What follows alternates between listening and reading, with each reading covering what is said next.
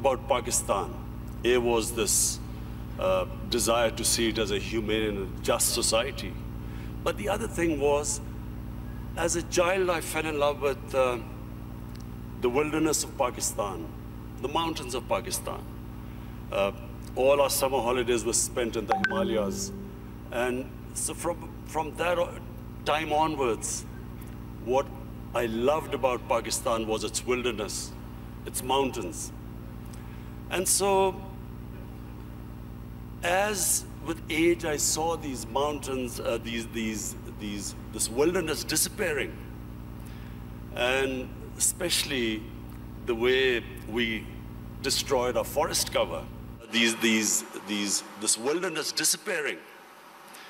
And especially the way we destroyed our forest cover, I always resolved the second thing, that if I ever got the opportunity, I would make sure that our country, and we started a reforestation campaign. So in 2013, my party won an election in one of the provinces, which was the former northwestern western province called Pakhtunkhwa.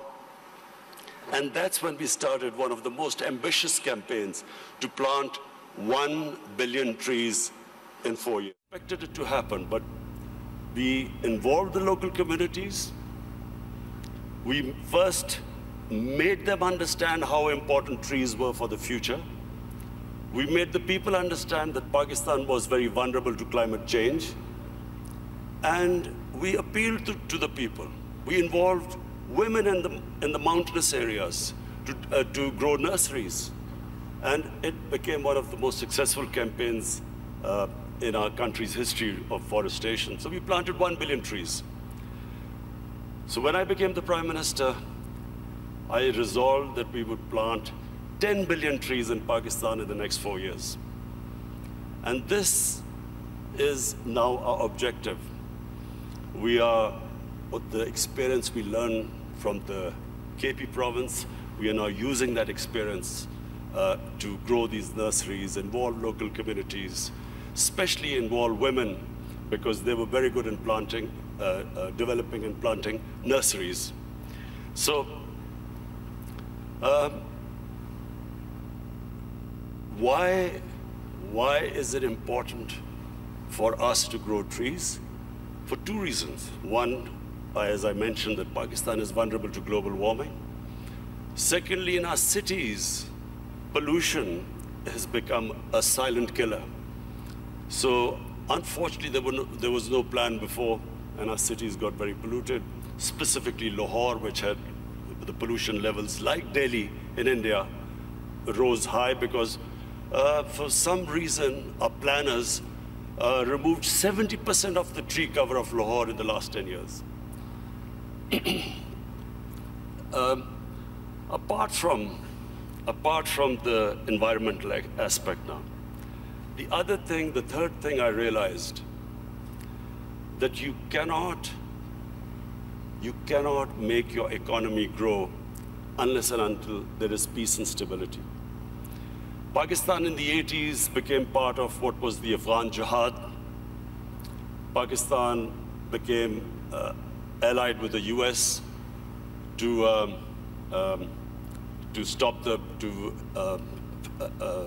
fight for the freedom in Afghanistan from the Soviets. We had militant groups in Pakistan trained to do guerrilla activities in Afghanistan. Once that ended, once the Soviets left, we were left with the militant groups, and Pakistan suffered the consequences. First time ever we had militant groups in Pakistan. We had sectarian groups. We had this called the Kalashnikov culture. We had drugs coming into the country. And that was a watershed in Pakistan. Things started going wrong and as I repeat, for economy, you need stability. You need peace and order. So if you have armed militias in your country, that became one of the impediments on economic growth. Come 9/11, we again joined the US in its war on terror.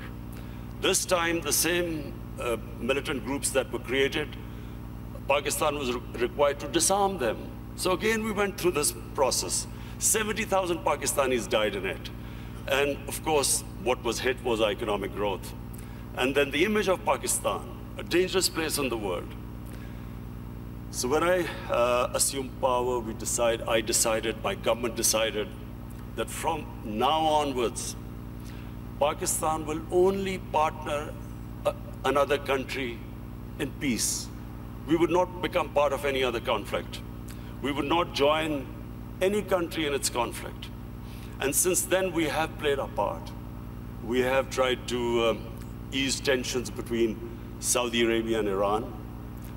I also tried to, between the United States and Iran, we tried to do our part, play our part in easing tensions. In Afghanistan, in the peace process now, Pakistan is partnering with the United States to get the Taliban to talk to the Afghanistan government. It is the nearest we are to some sort of a peaceful solution in Afghanistan. The third issue, economics.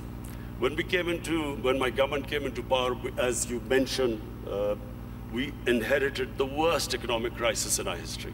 The biggest current account deficit, the biggest fiscal deficit, where almost reserves which would have lasted a month. Since then, I must pay tribute to my economic team. And of course, we took very tough decisions. I have been in public eye for 40 years, but the sort of public attitude I have to face in the last 1 year, I've never faced in my life because of all these tough economic decisions we've taken. People are hurting. Naturally, when you do stabilization, you squeeze the economy, people hurt. But we have gone through this very tough period. And mercifully, our economy stabilized. The rupee that was falling, it's now, in fact, in the last few months, it's gained a bit. Our stock market has gone up. Investment in Pakistan year to year has gone up by 200%. So things are we are in the right direction, although I have to say we still have a lot of hard work to do. This year now, we are looking towards economic growth. The idea is now so that we provide employment, bring in investment in Pakistan, create the conditions. And I'm happy to say that in 1 year, according to the World Bank, that index of ease of doing business, Pakistan went up 28 points in the ease of doing business. We were in the top 10 countries which made the biggest improvement. What are the advantages of Pakistan? Number one is our population. We are 210 million people. 60% of Pakistanis are below the age of 30. This is the real strength of Pakistan. Unfortunately, we have neglected this young population because we did not concentrate on skill development, equipping them to employ themselves, become entrepreneurs, provide young people to the industry. But now we have started a program of skill development.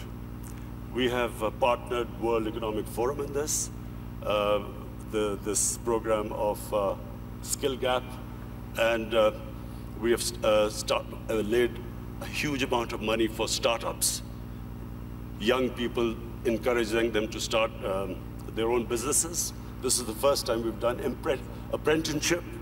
We are encouraging industries now to employ young people. So this is really a big source. This is a big resource which will, we hope, one day lift Pakistan. The other advantages Pakistan have, number one, is our mineral wealth. Sadly, untapped. Pakistan is sitting on one of the most precious gold and copper reserves. Unfortunately, we've had a few issues, so these reserves have remained untapped, but we have enough reserves that we can pay off all our foreign debt. We also have one of the largest coal reserves. We have rare earth minerals. We have unexplored gas reserves. So the whole government attention now is to develop these resources. We also have very fertile agricultural land. Unfortunately, the practices which we have done, we have not really explored this potential. Our productivity is one of the lowest. So for that, we have got help from China. China has been in the CPEC, what is this, the Pakistan-China economic corridor. We have in that got China to help us in developing the productivity of agriculture sector. And this is, I think, one area where Pakistan can make strides very quickly, because we do have fertile land. Unfortunately, as I said, our productivity is very low. And finally, my vision of Pakistan stems from its strategic location. Pakistan is strategically placed, probably one of the most fortunate positions in the world. On the one side is China, one of the fastest growing markets, and of course, closely allied to Pakistan. Then we have energy reserves in Central Asia. And the moment there's peace in Afghanistan, we then have access to all the markets in Central Asia. Then we have Iran, and hopefully, if things settle down, Iran also, the more we trade with Iran, both countries will benefit. The biggest neighbor, second biggest neighbor is India. Unfortunately and sadly, the situation between India and Pakistan is not what it should have been. There are various reasons, and I won't go into it right now. This is not the right forum. But the moment Pakistan and Indian relationship becomes normal, trade starts between the two countries, then one can imagine the location, the strategic location of Pakistan with China one side, India on one side, and then countries with excess energy on the western side. I am someone who believes that in Pakistan, the moment we get our governance right, that is the real issue. Sadly, our governance, in the past 30 years, the way our governance deteriorated, that was one of the biggest reasons that we have not been able to fulfill our potential as a country. The country has tremendous resources, young population, strategically located. From now on, my government's biggest challenge now is how we can improve our state institutions, so we can improve our governance, so we can tap our potential. Thank you. वज़ीर आज़म Pakistan world economic forum से खिताब कर रहे थे। कुछ ही देर में सवाल और जवाब का सिलसिला भी शुरू हुआ चाहता है। एक मुख्तसर तकरीर इस सेशन के आगाज़ पर वज़ीर आज़म ने की है।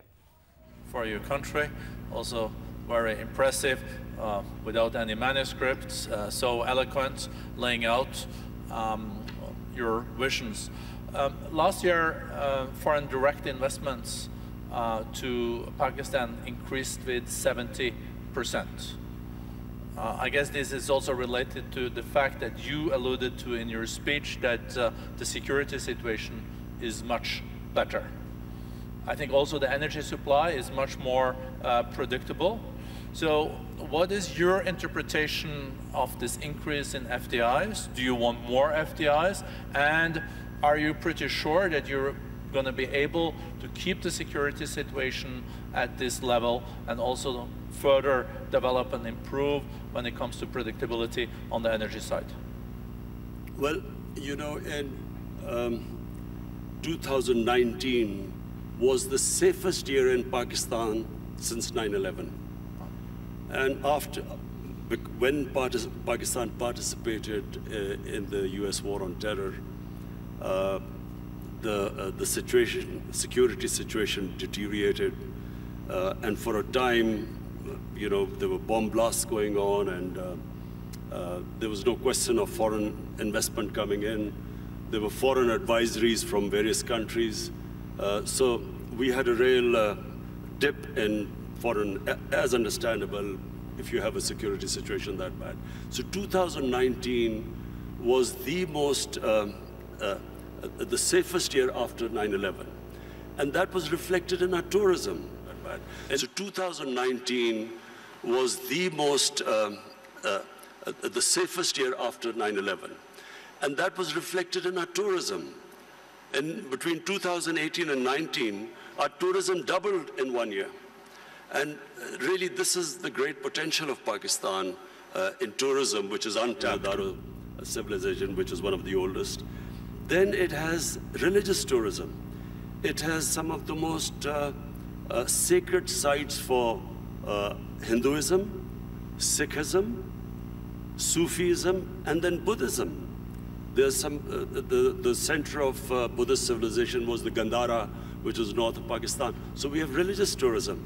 And then the mountain tourism in Pakistan, almost half the peaks, over 24,000 feet, are in Pakistan.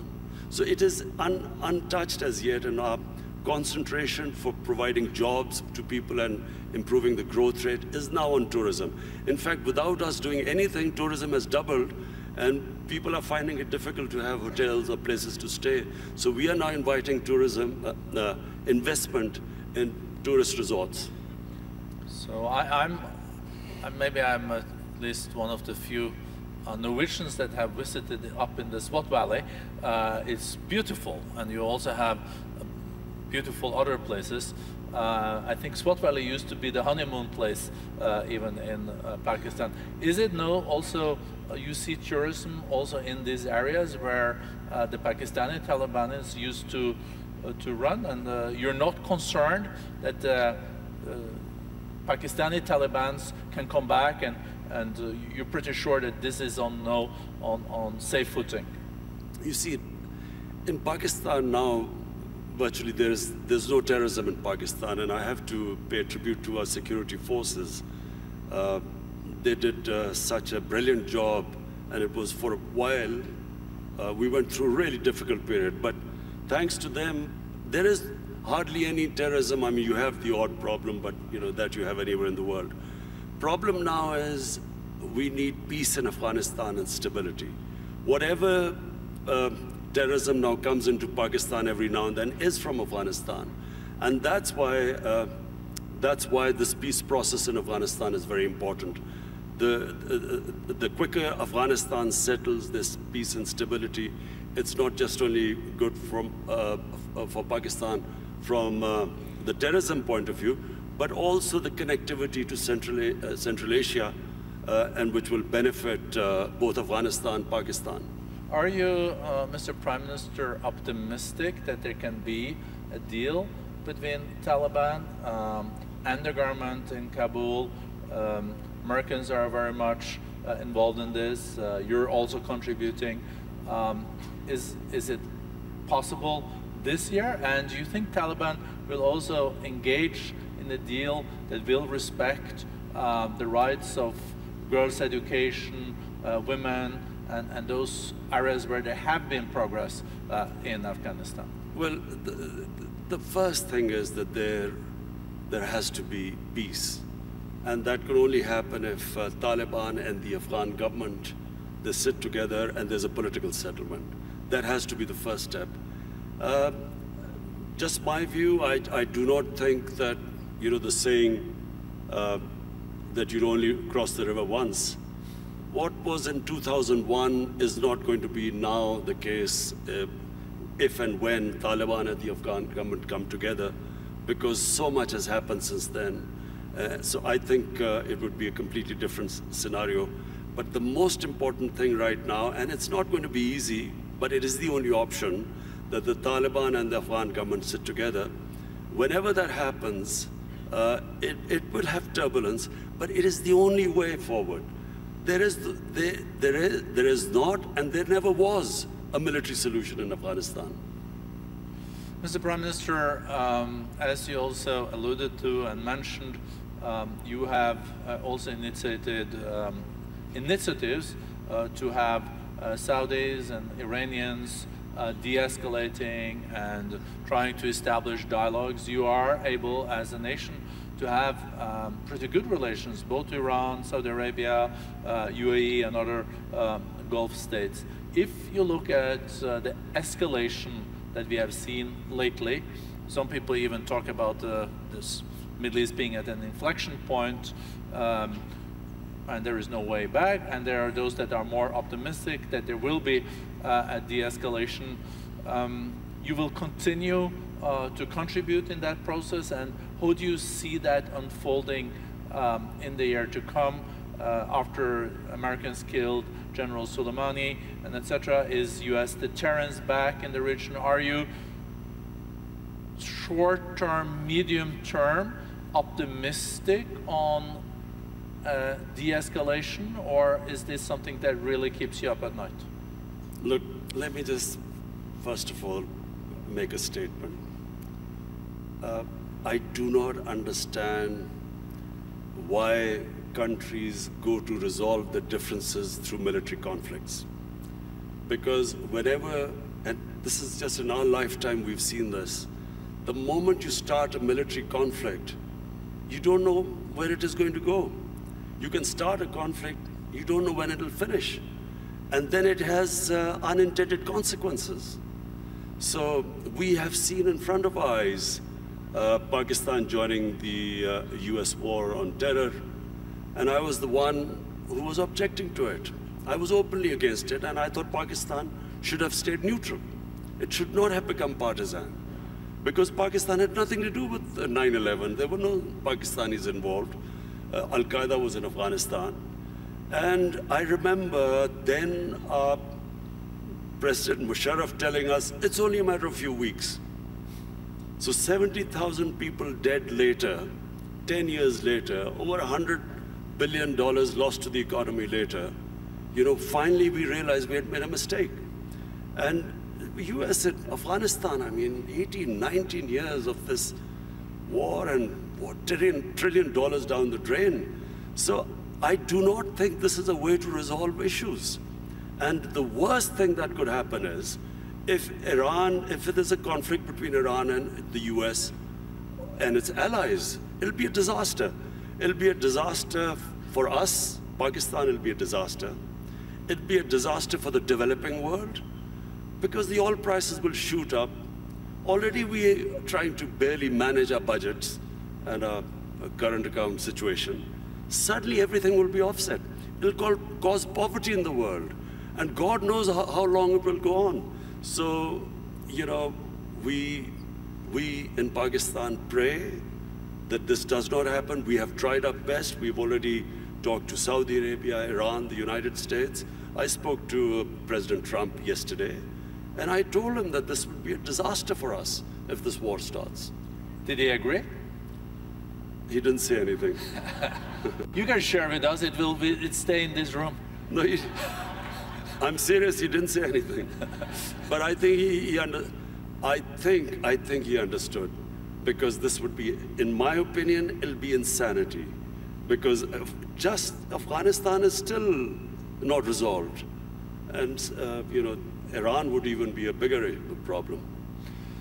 Mr. Prime Minister, you also underlined, coming back to the more domestic opportunities and challenges in your country, this accelerator that we have agreed on skills and upskilling and reskilling between the World Economic Forum and Pakistan. I think there is a huge potential. I think the youth bulge, the youth of Pakistan is a huge opportunity. How important do you think education is in this context, and how do you look at the national curriculum and the madrasas and the importance of teaching world-class math and sciences? You know, the tragedy of my country, because as I said, I grew up with my country, and in the 60s, Pakistan was the most exciting thing happening in Asia. It was the fastest growing country. We were moving fastest towards industrialization, our universities. I think your GDP was even higher than India's per capita, wasn't it? It's certainly, our industrial production was more than the 4 Asian tigers put together: Indonesia, Malaysia, Thailand, and Philippines. So it was, you know, the fastest growing country.